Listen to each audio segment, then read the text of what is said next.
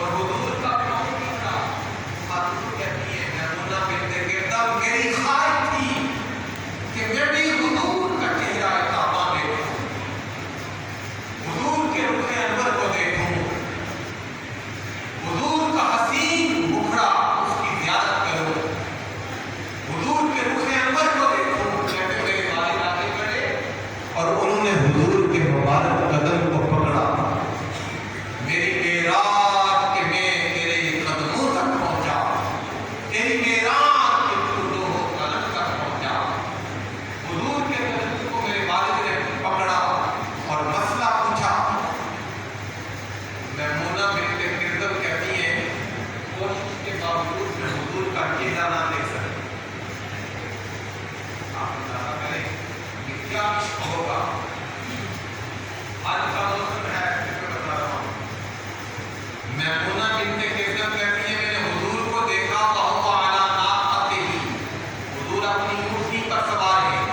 وَأَنَا مَعَ أَبِي، اور میں اپنے والد کے ساتھ ہوں. فَدَنَا مِنْهُ أَبِي، میرے والد حضور کے قریب ہوئے اور حضور کا مبارک پاؤں پکڑا. کہتی ہے میں حضور کا چہرہ تو نہ دیکھ سکی، حضور کے مبارک پاؤں کی ایک انگلی کو میں نے دیکھا.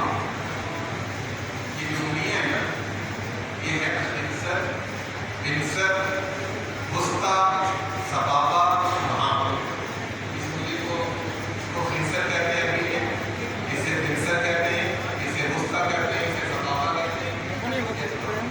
وہ کہتی ہے کہ میں نے سرکار کی انگلی کے جو انگوٹھا مبارک ہے وہ اس ہاتھ والی انگلی سبابہ، اسے میں نے دیکھا.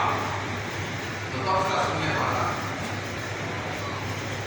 آپ اس کے بھی آگے آئے گا کہ آپ کا ایمان کا تھا باہر آپ نبی طرف گئی ہیں. آپ اندازہ کریں تو آپ کے دل کو سکون مل رہا ہے.